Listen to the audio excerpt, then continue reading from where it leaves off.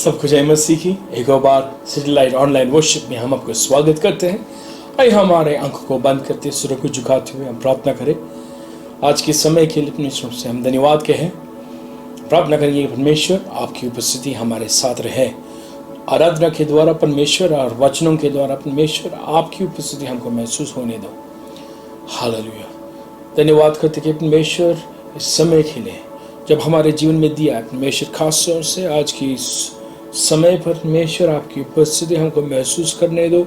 और परमेश्वर आपकी हजूरी में जब हम बैठा है परमेश्वर, जो कुछ भी आप हमसे बात करना चाहते हो परमेश्वर हमारे कानों को खोल दे ताकि उन बातों को हम सुन पाए। धन्यवाद करती इस समय के लिए जो आप हमारे जीवन में दिया है। यीशु मसीह के नाम से मांगता हूँ, सुनो ग्रहण कर, आमीन। इस वक्त हम अमांडा और पॉल के द्वारा हम आराधना की ओर जाएंगे।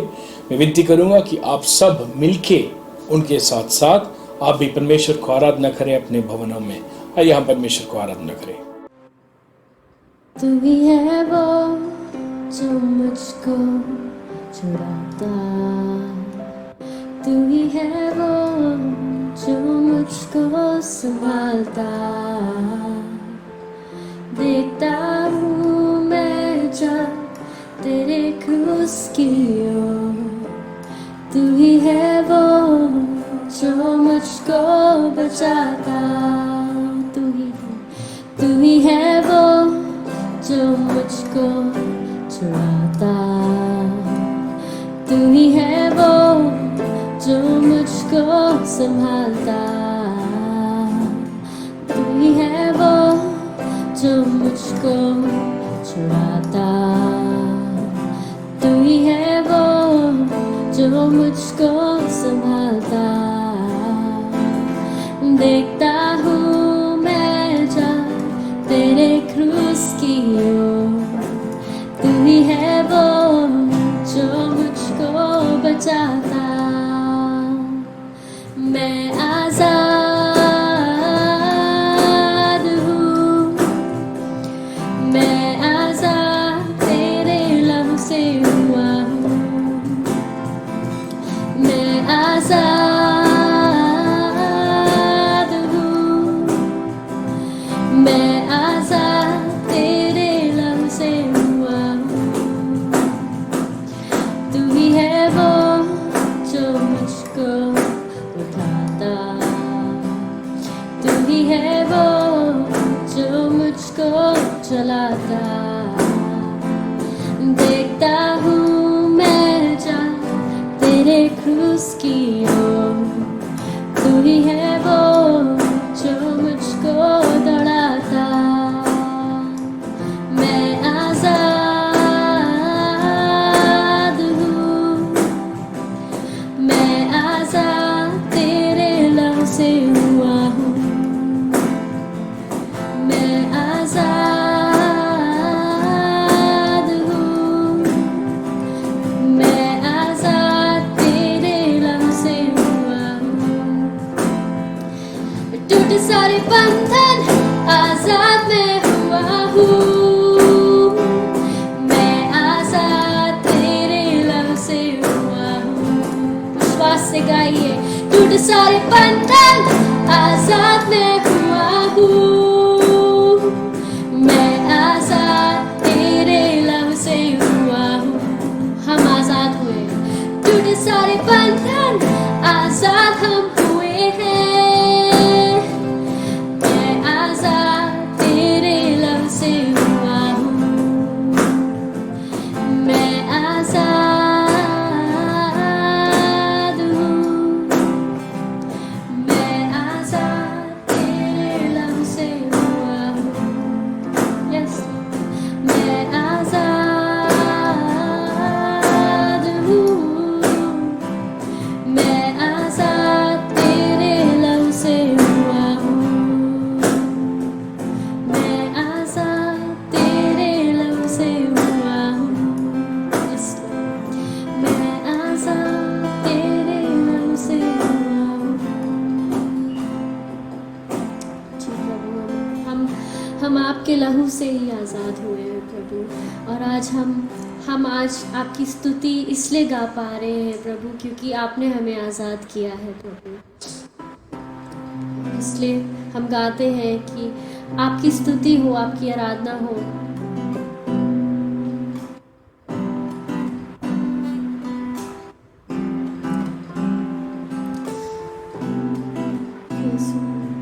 तेरी स्तुति मैं करूं, आराधना करूं दिल से, दिल से। तेरी स्तुति मैं करूं, आराधना करूं दिल से, दिल से। मेरी सांसों में तेरा नाम रहे, मेरी सांसों में तेरा नाम रहे, है प्रभु तू ही तू। तेरी स्तुति मैं करूं, आराधना करूं दिल से, दिल से। तेरी स्तुति मैं करूं, आराधना करूं दिल से, दिल से। जहाँ मेरी नजर जाए वहाँ तेरी स्तुति हो, जहाँ मेरी नजर जाए वहाँ तेरी स्तुति हो। सारी दुनिया का रखवाला तू, सारी दुनिया का रखवाला तू है यीशु, तू ही तू। तेरी स्तुति मैं करूं, आराधना करूं दिल से, दिल से। उसकी स्तुति गाओ, आराधना करो। तेरी स्तुति मैं करूं, आराधना करूं दिल से, दिल से। चाहे खुशी और गम, खुशी और गम में साथ हो तेरा, प्रारंभ और अंत में नाम हो तेरा।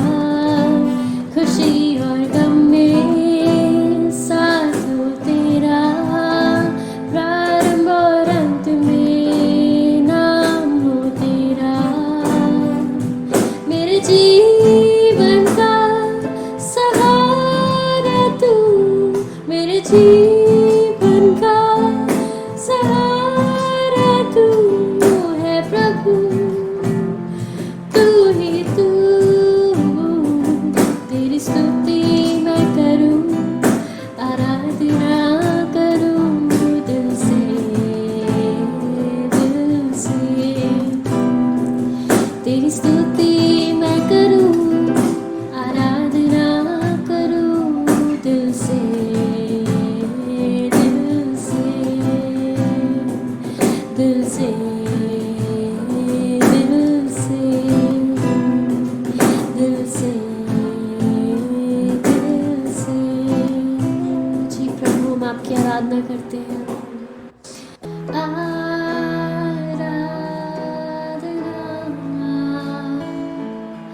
हम करते हैं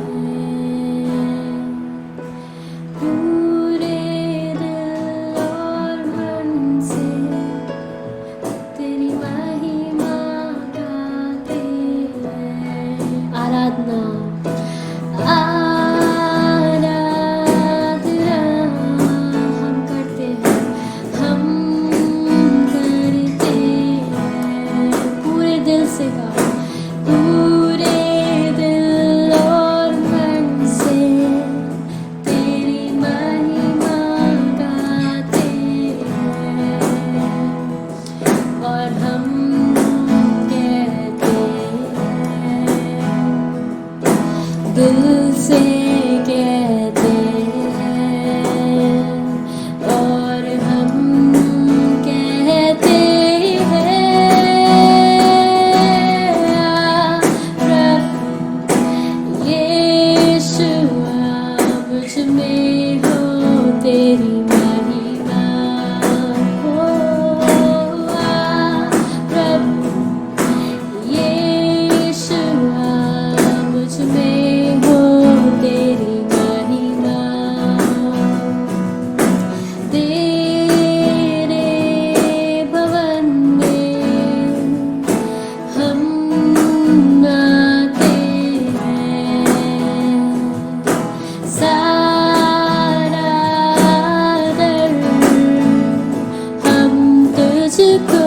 देते हैं और हम कहते हैं, दिल से कहते हैं और हम कहते हैं, प्रभु यीशुआ मुझ में हो तेरी महिमा। प्रभु यीशुआ मुझ में हो तेरी महिमा। प्रभु यीशुआ मुझ में हो तेरी महिमा। Let this be our prayer.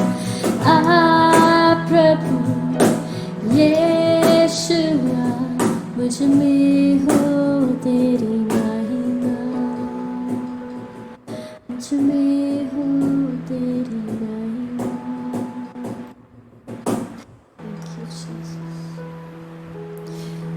प्रभु आपके जैसा कोई नहीं है इस दुनिया में। प्रभु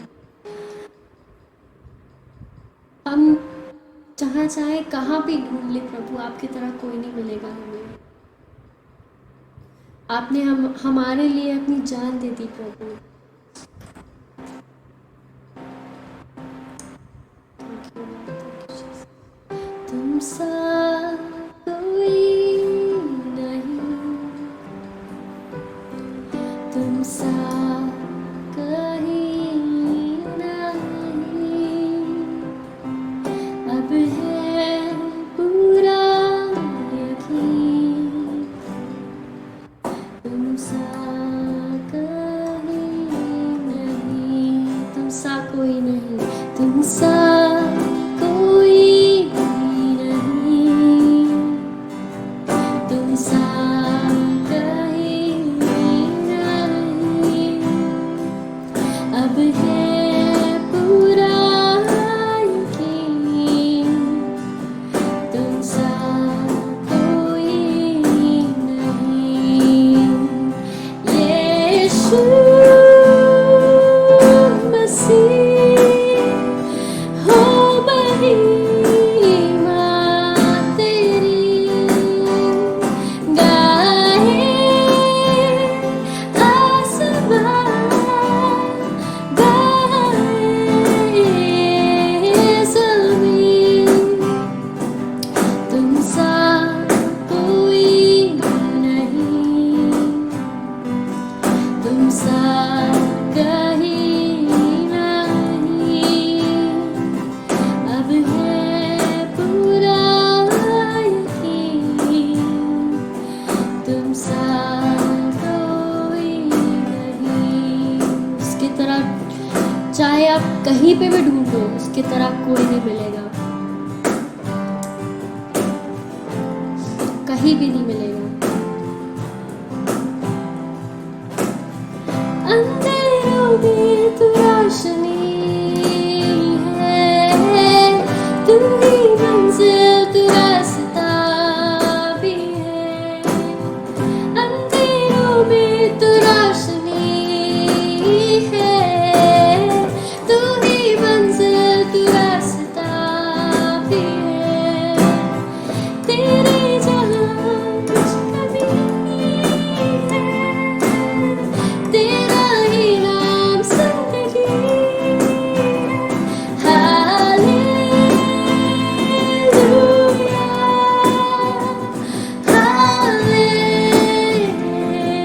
हालेलुया,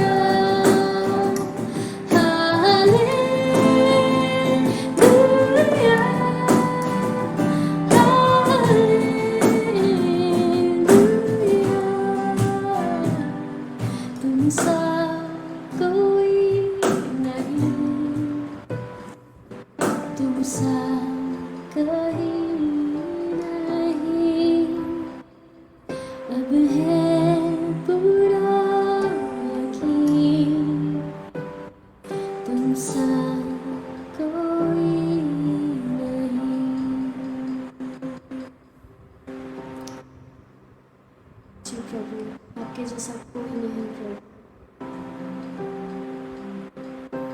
चाहे तुमको दिल से गाए गीत दिल के, चाहे तुमको दिल से गाए गीत दिल के, तेरे नाम यीशु नाम की जय।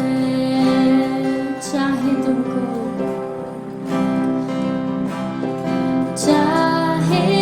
तुमको दिल से गाएगी दिल के, तेरे नाम यीशु नाम की जय।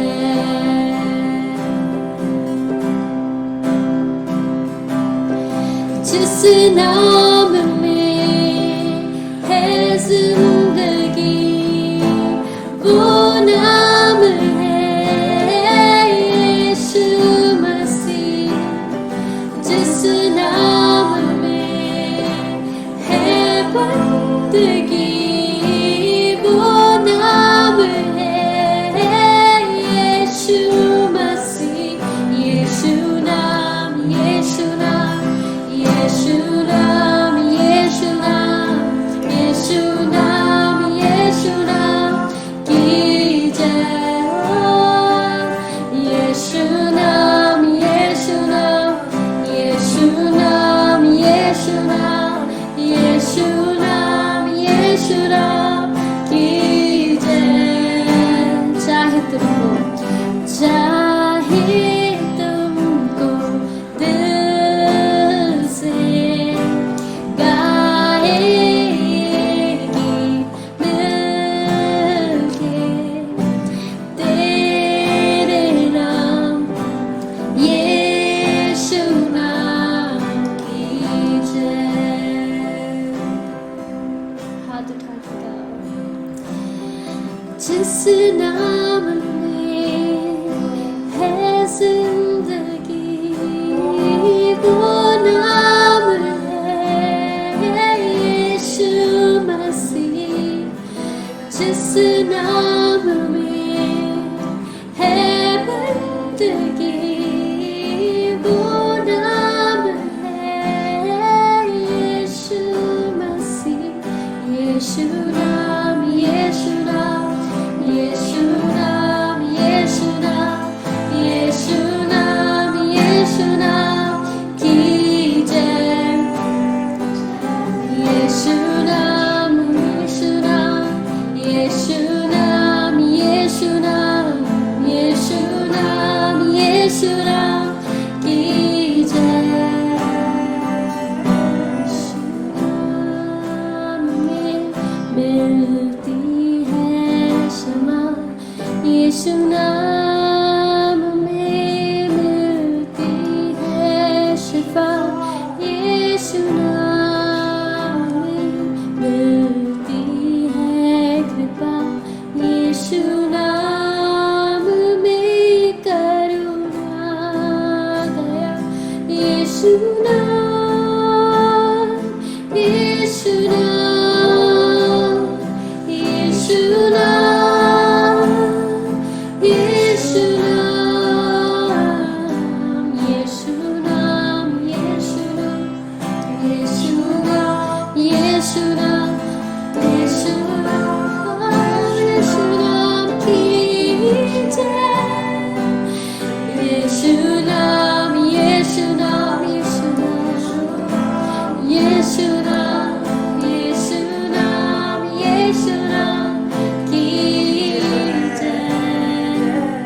यीशु नाम, यीशु नाम, यीशु नाम, यीशु नाम, यीशु नाम, यीशु नाम की जय हो प्रभु। यीशु नाम, यीशु नाम, यीशु नाम, यीशु नाम, यीशु नाम।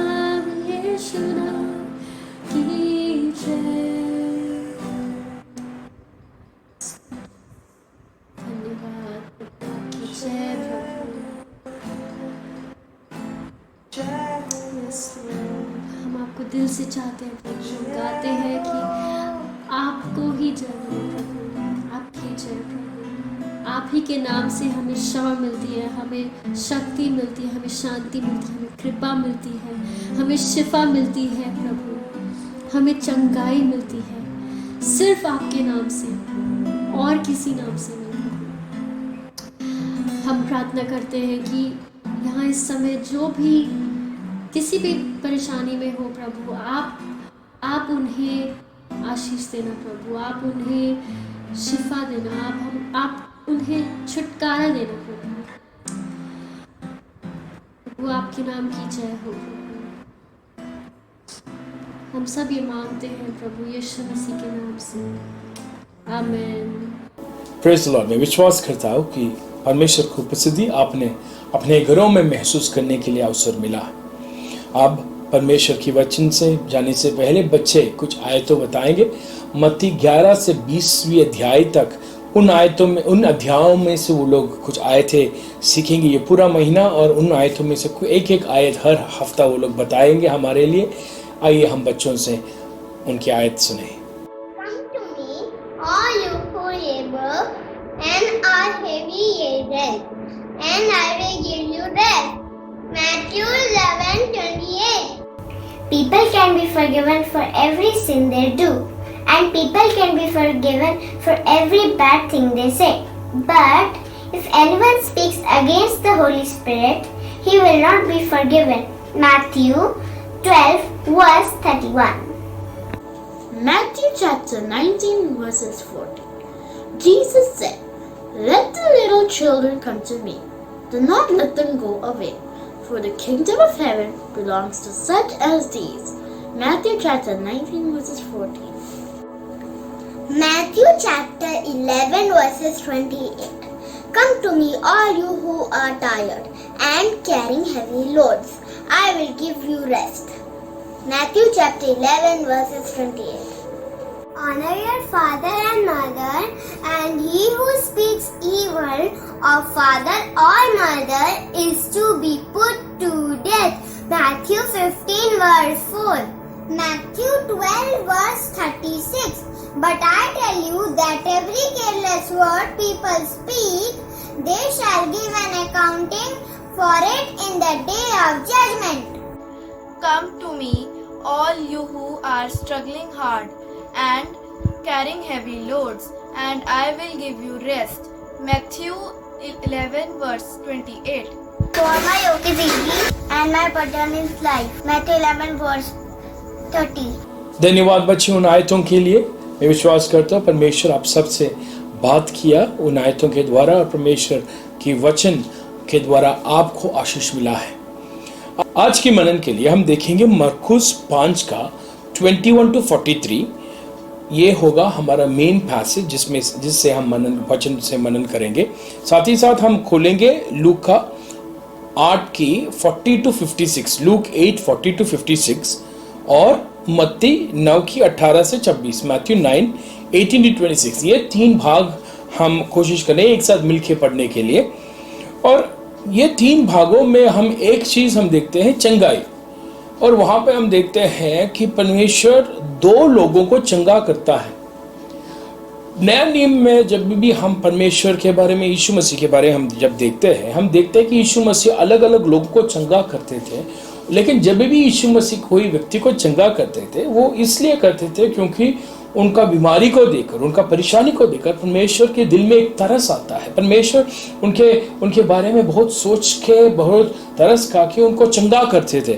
इसी तरीके से परमेश्वर उन लोगों को चंगा करते, यहाँ पर भी परमेश्वर इन लोगों को चंगा करते हैं। लेकिन जब हम हमारे जीवन में अगर हम देखते हैं, अगर हमारे आसपास में या हमारा कलीसिया में, हमारे जान पहचान में किसी को चंगाई होता है, हम देखते हैं उनका नाम हम कहेंगे, सबको कहेंगे फलाना फलाना उस व्यक्ति को, इस व्यक्ति का नाम लेके हम उनके बारे में कहेंगे कि इस व्यक्ति को चंगाई मिला। लेकिन जब हम इस व्यक्ति के बारे में इस भाग जब हम पढ़ेंगे, दो व्यक्तियों को चंगाई मिला, लेकिन दोनों व्यक्तियों का नाम नहीं लिखा। उसके बगैर एक व्यक्ति का पिता, मतलब याईर नाम एक व्यक्ति है, व्यक्ति के बारे में लिखा है। उस व्यक्ति का बेटी वो बीमार पड़ा और उनको परमेश्वर ने चंगा किया, लेकिन उस बेटी का नाम नहीं लिखा, याईर का नाम लिखा है। और अगर हम नया नियम में देखते हैं, अलग अलग जगह पर यीशु मसीह लोगों को जब चंगा करते थे, कई बार ऐसे भी होते हैं कि यीशु मसीह जिनको चंगाई मिला है उनका नाम नहीं लेते, बल्कि उनके साथ और किसी व्यक्ति का नाम लेते हैं। उदाहरण के लिए पतरस के बारे में लिखा है, पतरस को मदर इन लॉ को परमेश्वर चंगा करता है, लेकिन मदर इन लॉ का नाम नहीं लिखा है, लेकिन पतरस का नाम लिखा है। दूसरा उदाहरण है ये है कि एक सिमोन, कुछ अध्याय पहले, मरकुस की कुछ अध्याय पहले हम देखते हैं सिमोन करके एक व्यक्ति है, उस व्यक्ति के नाम लिखा है। उनके घर में परमेश्वर जाते हैं खाना खाने के लिए, वो उस घर में परमेश्वर का पैर पे एक लेडी आते हैं और एक स्त्री आते हैं, और उनके पैर के ऊपर वो बहुत कीमती परफ्यूम डाल के उनका पैर को धोना शुरू करता है। लेकिन उस व्यक्ति, इस लेडी का नाम नहीं लिखा, सिमोन का नाम लिखा है। मेरा मानना यह है कि परमेश्वर जब भी किसी व्यक्ति का नाम लेता है, यहां पर भी परमेश्वर चाहते थे कि जिस व्यक्ति का नाम लिया गया उस व्यक्ति को कुछ बातों को सिखाने के लिए परमेश्वर चाहते थे। और यहाँ पर भी हम ये भाग जब हम पढ़ेंगे, हम उस रीति से हम देखेंगे और पढ़ेंगे कि यीशु मसीह इस याईर नाम की इस व्यक्ति को क्या सिखाना चाहते थे, क्या पाठ सिखाना चाहते थे।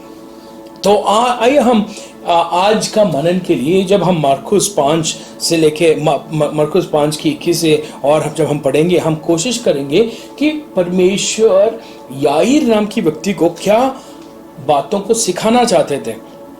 सबसे पहला जो बात यह है कि आराधना, परमेश्वर आराधना के बारे में इस व्यक्ति को, याईर नाम इस व्यक्ति को सिखाना चाहते थे।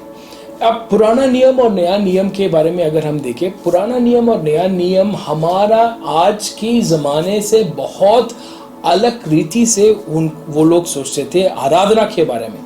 आज अगर हम आराधना के बारे में हम सोचते हैं, हम कहेंगे देखो जो लोग गीत गाते हैं, जो लोग आराधना करने के मतलब ये है जो लोग म्यूजिक बजाता है, जो लोग गीत गाते हैं, क्वायर होना चाहिए। और खास तौर से चर्च में भी हम देखते हैं कई बार कई लोगों के चर्चेस में हम देखते हैं कि जब आराधना होता है सिर्फ लोग देखते रहते हैं, जो लोग आगे खड़े होते हैं, जो लोग गाना गा रहे हैं, जो लोग म्यूजिक बजा रहे हैं, उन लोगों को देखकर जो लोग ऑडियंस में हैं, जो लोग बाकी लोग हैं, वो लोग तृप्त होता है, आराधना करने की कोशिश नहीं करते हैं। और आजकल की खास तौर से जब हम ऑनलाइन चर्च कर रहे हैं तो वो और भी ज़्यादा हो गया, क्योंकि अब हम अगर किसी का वीडियो पसंद नहीं आया, अगर किसी का गाना पसंद नहीं आया, और किसी का गाना सुनेंगे और किसी का गाना सुनेंगे। तो हम आजकल क्या कर रहे हैं, आजकल आराधना की मतलब ये है जो गीत उस वीडियो से आ रहा है, वो जो गीत मेरे कानों के लिए मधुर होना चाहिए। अगर वो मेरे लिए मधुर होता है तो फिर वो आराधना है। लेकिन सचमुच क्या वो सचमुच आराधना है? हम किसको आराधना करना चाहिए? हम परमेश्वर को आराधना करना चाहिए। तो जब हम परमेश्वर को आराधना करता है, मेरे कानों में वो मधुर हो या ना हो, मैं उनके साथ साथ मुझे भी क्या करना है? आराधना करना। इसी वजह से मैं हर रविवार को शायद आप लोग मेरा बात सुन के आप तक भी जाते होंगे, लेकिन हर रविवार को मैं कहता हूँ आराधना करना। उस जो भी व्यक्ति गीत गाते हैं, शुरुआत में जो भी लोग गाना गाते हैं, उन लोगों के साथ आप भी गाना गाओ। जब आप गाना गाओगे तभी वो परमेश्वर के लिए एक ऑफरिंग के रूप में, परमेश्वर के लिए एक आराधना के रूप में वो स्वीकार कर सकेंगे। यहाँ पर पुराना नियम और नया नियम में हम देखते हैं आराधना और उनके मन में जो आराधना का जो विचार है और हमारे मन में का आराधना का जो विचार है वो बहुत अलग है।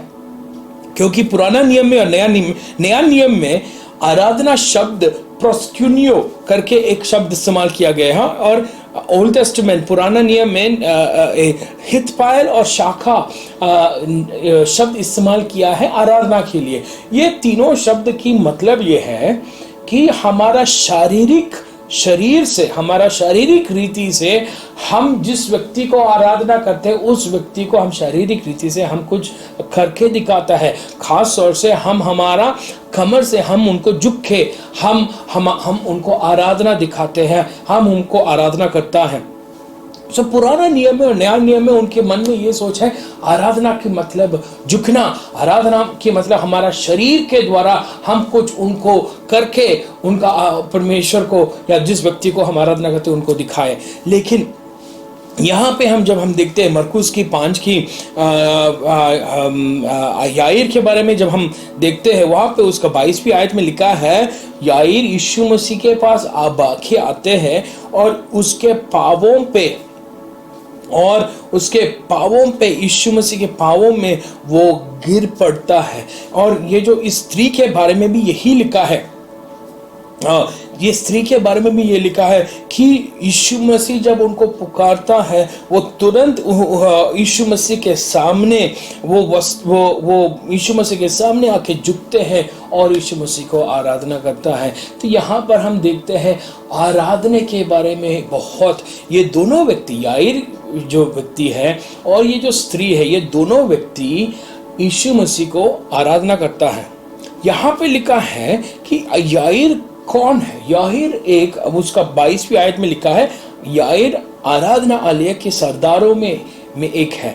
याईर जो है वो एक साधारण व्यक्ति नहीं है, वो उनको एक पद है, उनको एक स्थान है, परमेश्वर ने उनको एक स्थान दिया है। खास तौर से आराधनालय की जो सरदार है, सरदार की जो स्थान है, पोजीशन है, वो उनको था।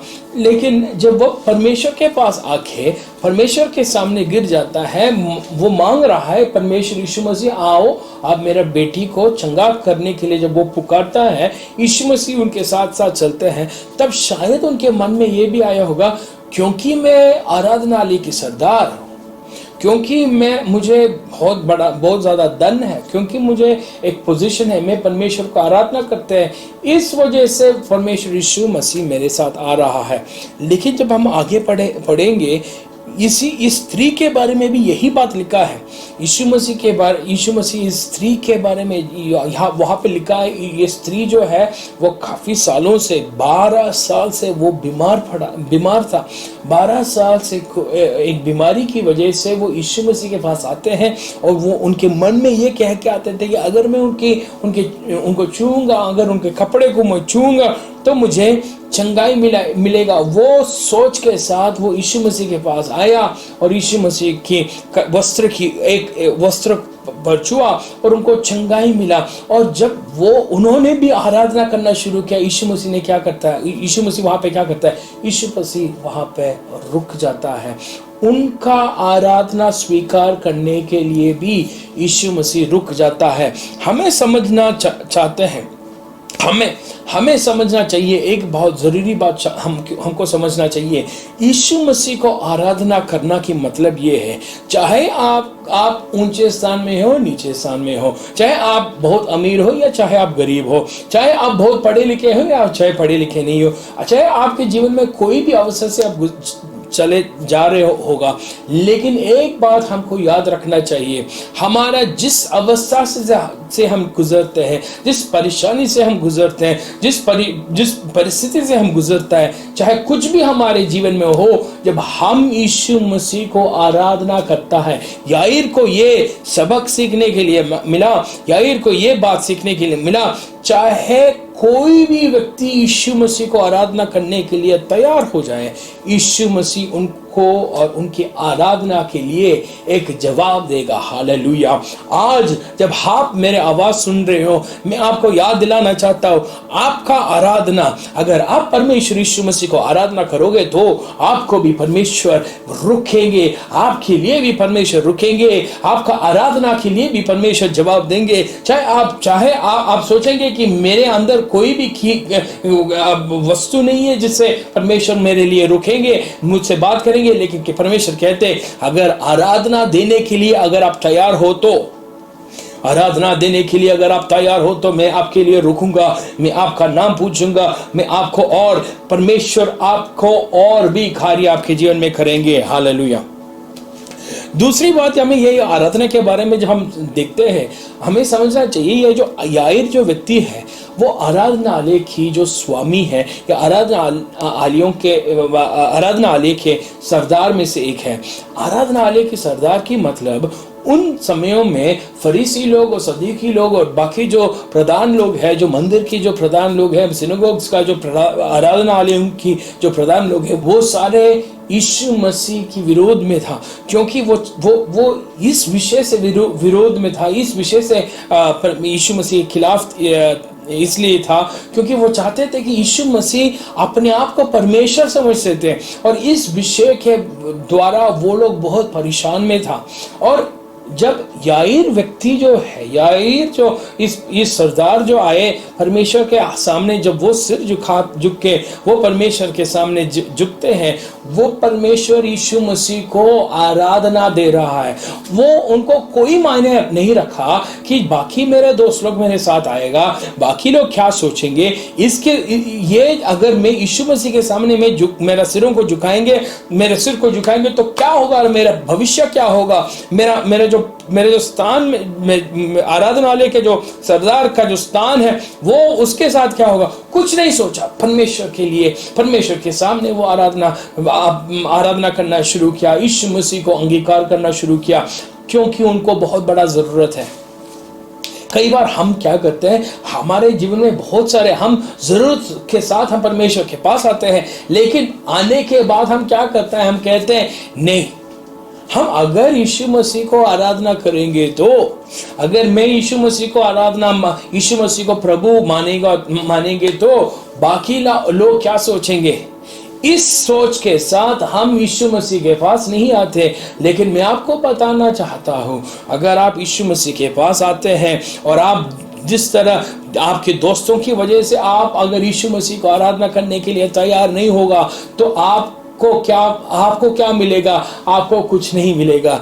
जो भी विषय के लिए आप प्रार्थना के साथ आया, अगर आप आराधना नहीं दोगे तो, अगर आप प्रभु के रूप में यीशु मसीह को स्वीकार नहीं करोगे तो आपको जिस विषय के लिए आप प्रार्थना कर रहे हैं, जिस विषय से आप संघर्ष में हैं, उस विषय के लिए आपको जवाब नहीं मिलेगा। दूसरा जो बात याईर को सीखने के लिए मिला, ये है, याईर को विश्वास के बारे में सीखने के लिए मिला। अगर आप उस 34वीं आयत को, मरकुस 5 का 34वीं आयत, अगर आप उस आयत की अगर आप जाओगे, वहां पे यीशु मसीह उनको दो घोषणा उनको देता है। एक घोषणा ये है, मत डर। दूसरा घोषणा ये है, केवल विश्वास रख। ये दो घोषणा वहां पे लिखा, वहां की जो कहानी ऐसे है, यीशु मसीह और उनका जो चेले हो और याईर सब इस याईर की घर की ओर जा रहा था। याईर की बेटी बीमार है, मृत्यु की अवस्था में वो है, और उनको चंगा करने के लिए, उनके लिए प्रार्थना करने के लिए वो निकल पड़ा वहां से।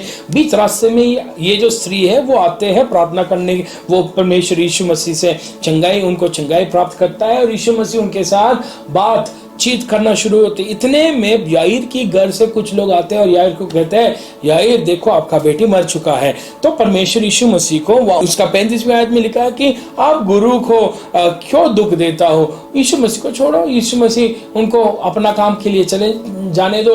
हम ये जो बेटी का अंतिम जो राइट्स है, अंतिम बातों को हमको करना है। लेकिन यीशु मसीह वहां 34वीं आयत में, ये हिंदी में बहुत सुंदर रीति से लिखा है, जो बात वे कह रहे थे उसको यीशु ने अनसुनी करके आराधनालय के सरदार से कहा। यीशु मसीह उनके साथ, पर में जो लोग एक नेगेटिव बात, नकारात्मक शब्दों को लेके आया, जो लोग बातों ऐसे इस तरीके से जो बातें लेके आया, उन लोगों के बातों को यीशु मसीह सुना नहीं। और उसके बगैर यीशु मसीह इस व्यक्ति को, इस सरदार को क्या करना कह रहे हैं, उनको कह रहे हैं कि देखो आपको मत डर, आपको डरना नहीं है, और दूसरा बात आपको सिर्फ विश्वास रखना है। दो घोषणा परमेश्वर देता है और एक वायदा परमेश्वर देता है, ये मरेगा नहीं, ये जीऊंगा। हम जब ये जो आयत जब हम ये जो पूरा भाग जब हम पढ़ते हैं, ये 34वीं आयत तक, मतलब ये जो 21वीं आयत से 34वीं आयत, मरकुस 5 की 21वीं आयत से 34वीं आयत तक जब हम पढ़ेंगे, हम यहाँ वहाँ पर एक बहुत सुंदर बात को हम देखते हैं कि इस बेटे की मृत्यु तक याईर जो पिता है, याईर जो व्यक्ति है, वो यीशु मसीह के पीछे पड़ा और यीशु मसीह को उनके घर की ओर खींच के लेके जाने के लिए वो कोशिश कर रहा था, बहुत प्रयास के साथ, बहुत उत्साह के साथ। देखो, अगर आपका कोई भी व्यक्ति, आपके जो कोई भी जान पहचान या कोई भी सबसे खास व्यक्ति जब वो मरने की बिस्तर पे है, मरने वाला है, आप क्या करोगे? जिसको आप बहुत विश्वास करते हैं, जिस व्यक्ति पे आप बहुत भरोसा है, जिससे आपको कुछ उम्मीद है, उनके पास आप चले जाएंगे। यदि याईर जो व्यक्ति है उम्मीद के साथ, विश्वास के साथ इस व्यक्ति के यीशु मसीह के पास आया, और यहाँ पे हम 34वीं आयत तक याईर उनको खींच के, याईर उनको लेके जाने की कोशिश कर रहा है, लेकिन 34वीं आयत के बाद हम देखते हैं याईर की मुंह से एक भी शब्द नहीं निकलता, बल्कि जब से ये मृत्यु का जो शब्द यीशु मसीह के सामने याईर के कान में आया, तब से यीशु मसीह बोलना शुरू करता है। यीशु मसीह उनको बोला, मत डर, केवल विश्वास रख। उसके बाद और किसी को अपने साथ, यीशु मसीह और किसी को अपने साथ लेके नहीं गया, वो सबको वहां घर पहुंच के वो भी वहां पर भी उन्होंने, वो कहते हैं ये मरा नहीं, ये लड़की मरी नहीं, परंतु वो सो रही है। उन लोगों के साथ बात करना की काम भी यीशु मसीह अपने आप लिया। उसके बाद 40वीं आयत में देखते हैं यीशु मसीह सारे लोगों को, जितने भी लोग था, सबको निकाल दिया वहां से, और कहते कि लड़की को माता पिता के सिवा बाकी और सबको निकलना पड़ेगा। उसके बाद वहां पे लिखा है यीशु उनका हाथ पकड़कर उठाता है और बात करते हैं उनके साथ। चंगाई, उनको दोबारा जीवन मिलने के बाद यीशु मसीह उनकी माता पिता को कहते हैं, उसका लूका 8:55 में लिखा है, फिर उसको आज्ञा दी कि उसे कुछ खाने को दिया जाए। उसका मतलब यह है, जब से याईर को ये बात सुनने में आया कि मेरा बेटी मर गया, मेरा बेटी मर चुका, अब उनके अंदर में क्या आना शुरू हुआ? उनके अंदर में डर आना शुरू हुआ। यीशु मसीह इस डर के साथ बात करते हैं, यीशु मसीह इस व्यक्ति के साथ बात करते हैं, और इस डर के बारे में यीशु मसीह इस व्यक्ति को बताने की कोशिश करते हैं। आपको ये डर निकालना है आपके मन से, आपको इस डर को आपको निकालना है आपके मन से। लेकिन और साथ ही साथ आपके अंदर जो विश्वास है, जिस विश्वास के साथ आप मेरे पास आया, उसी विश्वास को आपको रखना है हमारे अंदर। मरकुस 9:24 में एक घटने के बारे में लिखा है। वहां एक पिता उनके बेटे को लेकर यीशु मसीह के पास आते हैं, अपने पहले उनके चेलों के पास आते हैं, और वो कहते हैं कि मेरे बेटा, जब भी दुष्टात्मा उनके अंदर आता है, वो अपने आप को नाश करने के लिए, खत्म करने के लिए वो कोशिश करता है। तो इस विषय के साथ मैं आपके पास आ रहा हूं करके यीशु मसीह को कहते हैं। और वो 23वीं आयत में यीशु मसीह कहते हैं उनको कि यीशु ने उसे कहा, यदि तू कर सकता है, या क्या बात है, विश्वास करने वाले के लिए सब कुछ हो सकता है। यीशु मसीह कहते हैं, देखो, अगर आप विश्वास करोगे सब कुछ हो जाएगा। तब यह पिता एक जवाब देता है। पिता कहते हैं, बालक के पिता ने तुरंत गिड़गिड़ा कर कहा, हे प्रभु, मैं विश्वास करता हूं। उनके अंदर एक विश्वास है, इस विश्वास के साथ वो परमेश्वर के पास आते हैं। लेकिन जब विश्वास के साथ आ जाता है, ये जो बेटे के जो हरकतों को देखकर पिता इतना दुखित हो जाता है, इतना संकट से गुजरता है, इतना सोच से वो भरा हुआ है। और यहाँ पे याईर के बारे में भी हम देखते हैं, याईर जब ये बात सुना चुप हो जाता है, कुछ हम उनके बारे में उनसे सुनता नहीं है। लेकिन यहाँ पे ये मरकुस यहाँ पे 24 में क्या लिखा है, ये पिता कहते हैं, देखो प्रभु, मैं विश्वास करता हूँ, कहता हूँ कि हाँ, परमेश्वर में विश्वास करता, तभी तो मैं आया, लेकिन मेरे अविश्वास का उपाय करे, मेरा अविश्वास को उपाय करे। हमारे हर एक व्यक्तियों के अंदर एक अविश्वास आ जाता है जब हमारा संकट, हमारा परेशानियों को हम गुजरते हैं, संघर्ष करता है, हम जो कुछ भी हम महसूस करते हैं उससे जब हमको आगे जाना पड़ता है, इन सारे बातों से हम क्या करता है, जैसे हम उन चीज़ों से गुजरते हैं तो हम हिल जाता है। लेकिन यीशु मसीह कहते हैं मत डर, मत डर, केवल विश्वास कर, केवल विश्वास कर।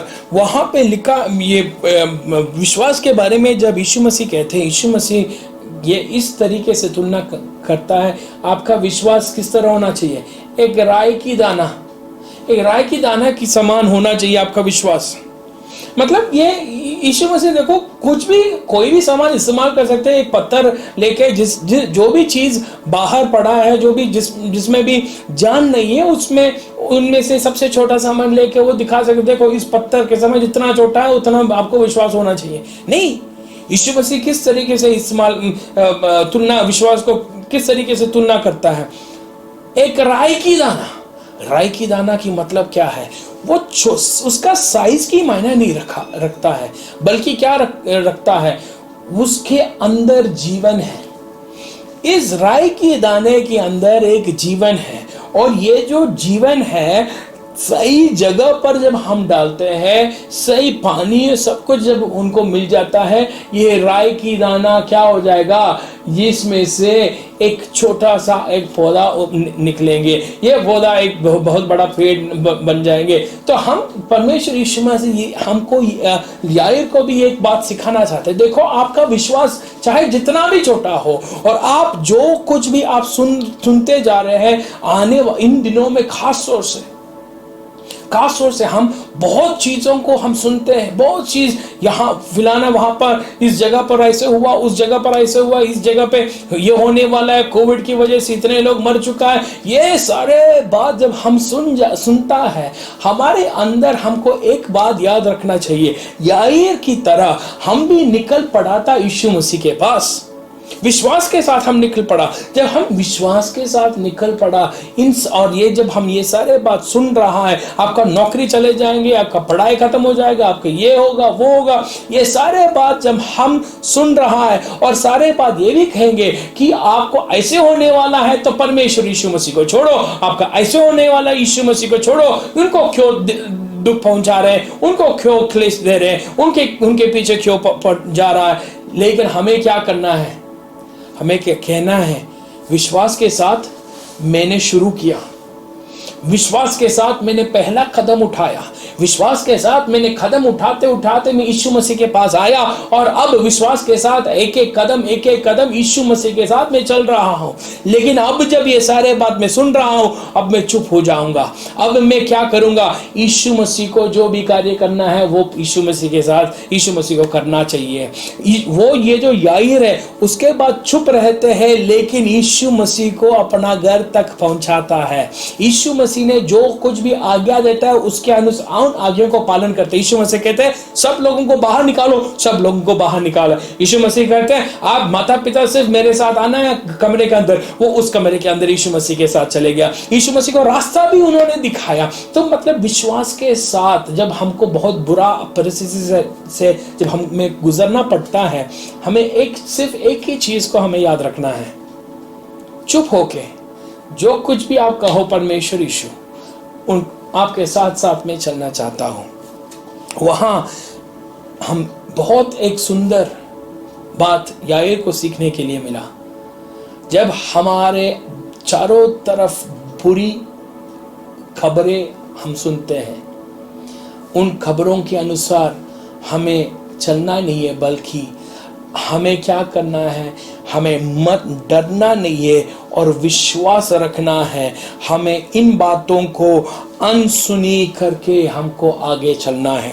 तीसरी बात उनको याईर को सीखने के लिए ये मिला, फादरहुड, परमेश्वर पिता या पिता की जो कार्य है वो क्या है, वो याईर को सीखने के लिए मिला।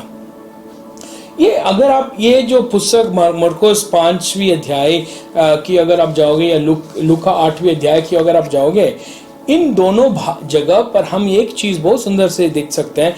ये इस औरत के बारे में जो 12 साल से बीमार है, उनके बारे में बहुत कुछ डिटेल में लिखा है।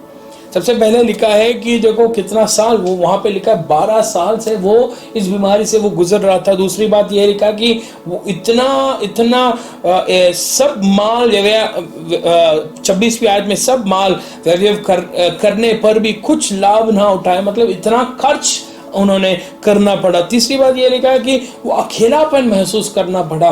चौथी बात लिखा है कि ये इनको शर्मिंदा महसूस करना पड़ा। वहां पे लिखा है जब यीशु मसीह उनको बुलाता है, वो शर्मिंदा होते हुए, वो डरते हुए वो पीछे थोड़ी देर के लिए खड़े हो जाता है। तो हम ये देखते हैं कि ये इस औरत के साथ ये 12 साल से जो बीमार जो औरत है, इस व्यक्ति के बारे में बहुत डिटेल्स हम देखते हैं। ये सब डिटेल्स, ये सारे बातें उनके बारे में इसलिए लिखा है क्योंकि उनके बीमारी का असर उनके जीवन में क्या था वो दिखाने के लिए है। लेकिन साथ ही साथ जब हम उनका दुख, उनका क्लेश, उनका दर्द, उनका शरीर का जो परेशानी को जब हमें समझ में आ जाता है, उसके साथ साथ यीशु मसीह उन सारे बातों को खत्म एक शब्द के साथ करता है। वो ये है 34वीं आयत में। 34वीं आयत में यीशु मसीह उनको पुकारता है, पुत्री यानी बेटी, मेरा बेटी, मेरा बेटी।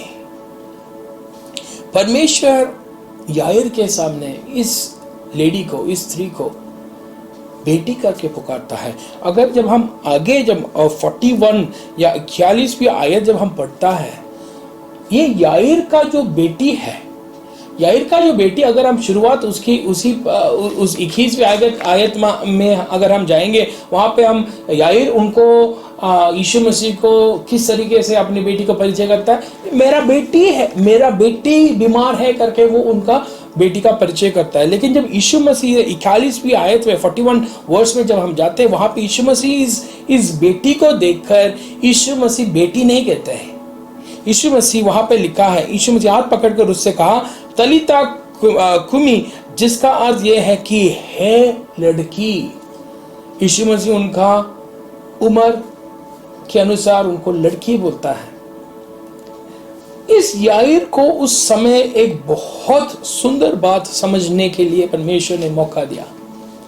ये जो 12 साल से बीमार इस औरत को जो कुछ भी दर्द उनको महसूस करना पड़ा, जो कुछ भी क्लेश उनको महसूस करना पड़ा, चाहे सारे लोग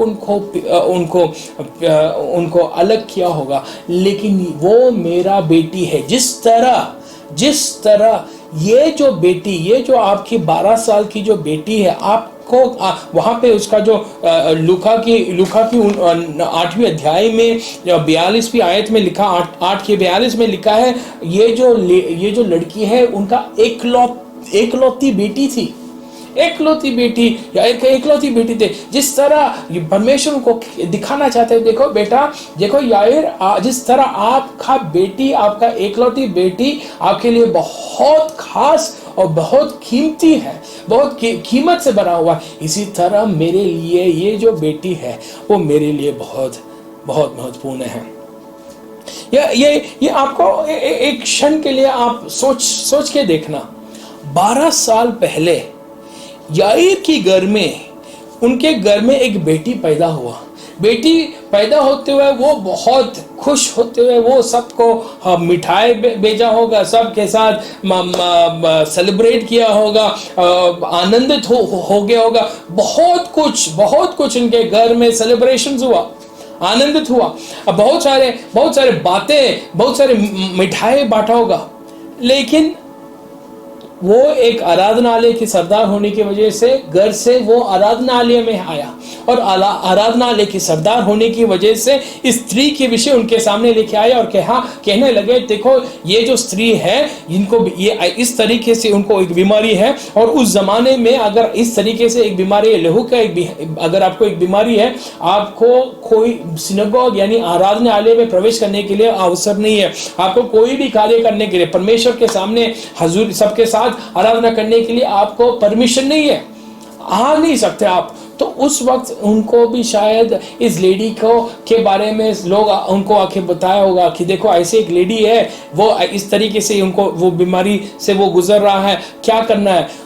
इस व्यक्ति ने शायद बताया होगा, यायर बताया होगा, सरदार होने की वजह से उनका जो जिम्मेदारी पूरा निभाने के लिए उन्होंने क्या कहा, उन्होंने कहा इस लेडी को, इस व्यक्ति, इस स्त्री को जब तक वो चंगा नहीं होता तब तक उनको लेके आना नहीं है यहाँ पे। 12 साल तक एक घर में आनंद, खुशी, ये जो याईर की बेटी, उनके दिल की धड़कन हो सकता होगा, तभी तो ये परमेश्वर यीशु मसीह के पास आया। ये उनके दिल की बहुत करीब है। 12 साल के लिए ये उस बेटी को बहुत प्यार दिखाया, लेकिन 12 साल के लिए ये जो स्त्री है उस आराधनालय में प्रवेश करने के लिए मौका नहीं मिला। उनके लिए शायद उनके परिवार की लोग उनके लिए बात करने के लिए तैयार नहीं होगा। इनका सारे दोस्त लोग, हम जानते हैं उनका पैसा सब कुछ बर्बाद हो गया। जो उनके दोस्त पैसे जब जाएंगे, दोस्त भी चले जाएंगे, और जब दोस्त चले जाएंगे अकेलापन महसूस करेंगे। तो 12 साल के लिए यहाँ पे एक स्त्री है, बहुत दुख से उनको गुजरना पड़ा। लेकिन यीशु मसीह वहां पे एक बहुत सुंदर बात कहते हैं। परमेश्वर यीशु मसीह इस बेटी को पुत्र या बेटी कह के उनको पुकारता है। वहां पे हम देखते हैं, देखो अगर हम देखते हैं जिस तरह याईर अपने बेटे के लिए यीशु मसीह को ढूंढने के लिए बहुत खोजी में, बहुत दर्द लेके है, बहुत विश्वास के साथ और बहुत इच्छा के साथ यीशु मसीह के पास ढूंढने के लिए आया। यीशु मसीह को ढूंढ के उनको लेके आने के लिए बहुत उत्साह दिखाया, बहुत उत्साह के साथ यीशु मसीह अपने घर तक पहुंचाने के लिए वो कोशिश कर रहे होंगे। इसी तरह यीशु मसीह इस बेटी के लिए, अपना बेटी के लिए जो 12 साल से बीमार है, अपना बेटी के लिए जब उनको पता चला कि उनके शरीर में से ताकत निकला, उनके जीवन में से ताकत निकला, उनको इस लेडी को, इस स्त्री को चंगाई मिला, तुरंत उसने सब कुछ रोका। उसने यीशु मसीह भी उनको ढूंढने के लिए निकला। जिस तरह याईर उनका बेटी के लिए एक चंगाई के लिए ढूंढने के लिए निकला, इस तरह यीशु मसीह अपना ही बेटी के लिए एक कार्य करने के लिए उनको ढूंढने के लिए निकला। ये कहानी अगर आप एक दूसरा तरीके से अगर आप देखना चाहते हो, ये कहानी है 2 पिता की कहानी। एक पिता है याईर, एक पिता है परमेश्वर पिता। याईर अपना बेटी की चंगाई के लिए उत्साहित था। परमेश्वर पिता भी अपना बेटी की सिर्फ बाहरी चंगाई नहीं, अंदरी चंगाई के लिए भी यीशु मसीह ढूंढ रहा था। क्योंकि वहां पे हम देखते हैं यीशु मसीह जब उनको अगर हम देखते हैं, हम एक बहुत सुंदर चीज हम मत्ती 7:11 में लिखा है, अगर आप जो बुरा है, अगर आप जानता है अपना बच्चों को अच्छे वस्तुओं को देने के लिए, अगर आप जानता है, अगर आप अपने बच्चों को अच्छे तोहफा देने के लिए अगर आप जानते हैं, आप बुरे होते हुए ये जो हमारा शारीरिक या हमारा इस धरती पे जो पिता लोग हैं उनके बारे में लिखा है। याईर के बारे में भी लिखा है। यार अगर आप अपना बच्चों को, अपना बेटी के लिए बहुत अच्छे वस्तुओं को, अच्छे गिफ्ट्स देने के लिए अगर आप तैयार हो सकते हैं, तो क्या आपका स्वर्गीय पिता जो स्वर्ग में है अपने लिए, अपने बच्चों के लिए अच्छे तोहफा नहीं देंगे? ये पवित्र आत्मा के बारे में लिखा गया है। लेकिन यहाँ पर हम देखते हैं परमेश्वर यीशु मसीह इस बेटी को जो 12 साल से संघर्ष में है, इस बेटी को ढूंढने के लिए निकल पड़ता है। जब हम नया नियम पढ़ता है और हम देखते हैं अलग अलग जगह पर यीशु मसीह बहुत सारे चमत्कार करते हुए हम देखते हैं, बहुत सारे लोगों को चंगा करते हुए हम देखते हैं। लेकिन चंगा करने के बाद यीशु मसीह उन लोगों को कहते हैं किसी को मत बोलना। यहाँ पर भी इसका जो मरकुस का जो 5वीं अध्याय की 42वीं आयत से अगर हम पढ़ेंगे वहां पे हम देखते हैं कि यीशु मसीह उस परिवार को कहते हैं कि किसी को मत बोलना, किसी को मत बोलना। मतलब यीशु मसीह कभी नहीं, ये नहीं चाहते थे किसी को भी पता चले कि उसने किसी को चंगा किया। लेकिन फिर बीच रास्ता में सबके सामने इतना सारे भीड़ होते हुए और जब सारे लोग इकट्ठा होकर उनको धक्का मार रहे हैं, इसके बीच में से यीशु मसीह जब उनको पता है कि इस औरत को इस स्त्री को चंगाई मिला, क्यों वो रास्ता मतलब बीच रास्ते में क्यों रुक गया, बीच रास्ते में इस व्यक्ति को, इस स्त्री को क्यों बुलाया? क्योंकि वहां पर 34वीं आयत में, मरकुस 5 की 34 में ये लिखा, उसने उससे कहा, पुत्री, बेटी, तेरे विश्वास ने तुझे चंगा किया। तो परमेश्वर ने कहा, देखो बेटा, देखो बेटी, देखो पुत्री, आपका जो विश्वास है आपको चंगाई, इसके द्वारा आपको चंगाई मिला। लेकिन साथ ही साथ एक और बात वो कहते हैं, कुशल से जा और अपनी इस बीमारी से बची रह। मतलब वो कहते हैं कि बेटी, आपका जो बीमारी है उससे आपकी विश्वास के द्वारा आपको चंगाई मिला है। लेकिन साथ ही साथ मैं आपको शांति देना चाहता हूँ, देना चाहता हूँ।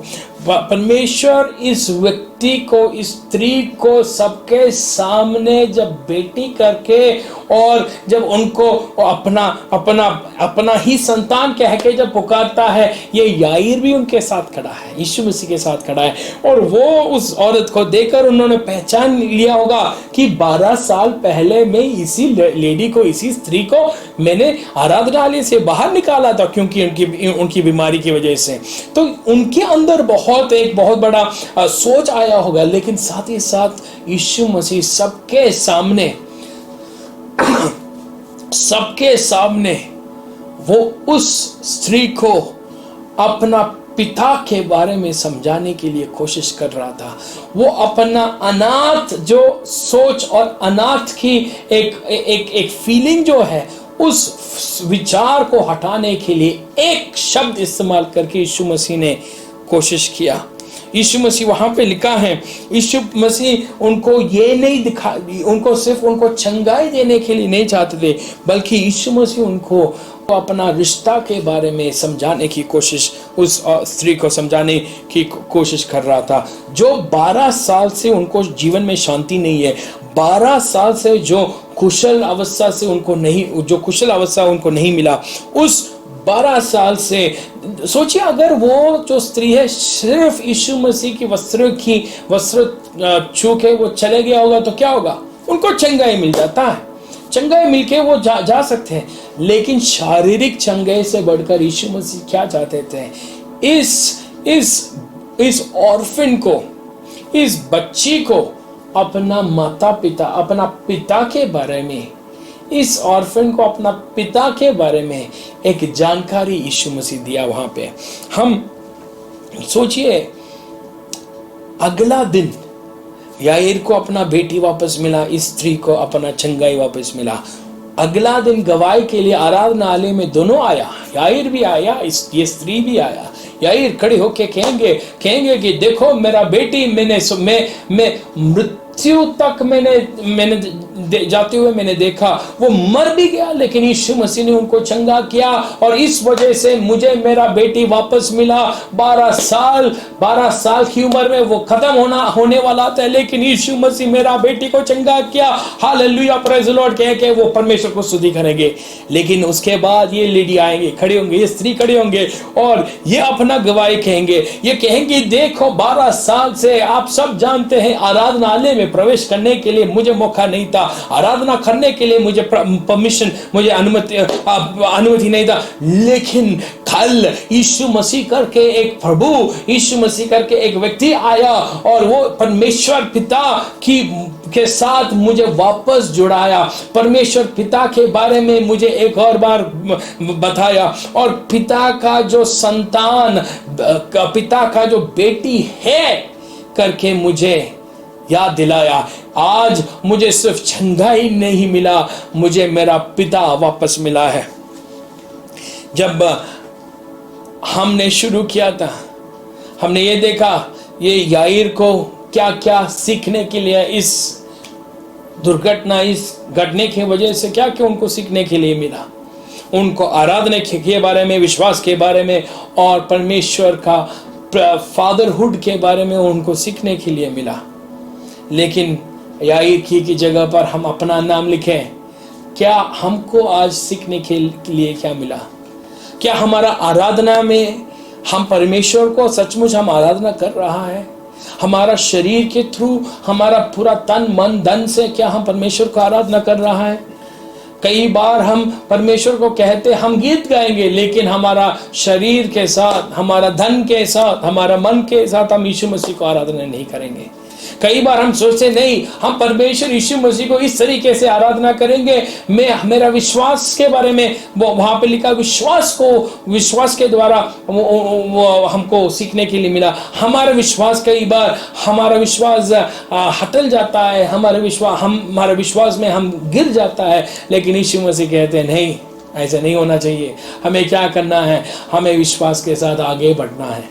विश्वास के साथ जब सारे बुरा खबर हमको सुनने के लिए मिलता है, हम अनसुनी करके समझ के हमें आगे बढ़ना है। विश्वास में हमें आगे बढ़ना है, डरना नहीं चाहिए हमें। उसके बगैर हम यीशु मसीह जो भी कहते हैं, जो भी करते हैं, उनके साथ साथ हमको चलना है, उनके साथ साथ हमको करना है। आखिर बात, अगर आप यीशु मसीह को एक उद्धारकर्ता और प्रभु की रूप में स्वीकार नहीं किया है, साथ ही साथ जब आप यीशु मसीह को प्रभु के रूप में स्वीकार करेंगे, तब आप परमेश्वर पिता को आप जानोगे। अगर आप परमेश्वर पिता को और उनका प्रेम को और उनका आनंद को अभी तक आपने महसूस नहीं किया, तो आज आपका अवसर है।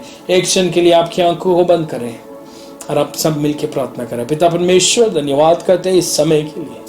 आप ही मेरा पिता है, आप ही मेरा प्रभु है, आप ही मेरा हर सब कुछ है। परमेश्वर, आज का इस समय पे परमेश्वर, मैं अपने आप को आपके हाथों में समर्पित करता हूँ। परमेश्वर, आप ही मेरा प्रभु है, आप ही मेरा पिता है। आपके सिवा और कोई भी मेरे लिए और प्यार नहीं दिखा सका। परमेश्वर, आपका प्यार मैं देख रहा हूँ। आपका प्यार की ओर मुझे खींच लो, आपके प्यार की ओर मुझे खींच लो और मैं आपके पास आके, आपके करीब आके, परमेश्वर, मेरा हर बीमारी के लिए, हर परेशानी के लिए, हर अवस्था से परमेश्वर, आप मुझे एक बहुत बड़ा आनंद और बहुत बड़ा खुशी दे। परमेश्वर, आप ही के द्वारा परमेश्वर मुझे आगे बढ़ने दो। धन्यवाद करते हैं परमेश्वर, जो कोई भी मेरा आवाज सुन रहा है, सबको परमेश्वर आप छू। यीशु मसीह के नाम से मांगता, सुनो, ग्रहण कर, आमीन। पिता, पुत्र, पवित्र आत्मा की अनुग्रह अपने से हर एक व्यक्ति और जो कुछ भी हमने सुना उस सारे विषयों के साथ अब से अंत तक बने रहे। सब मिलके बोलते हैं आमीन।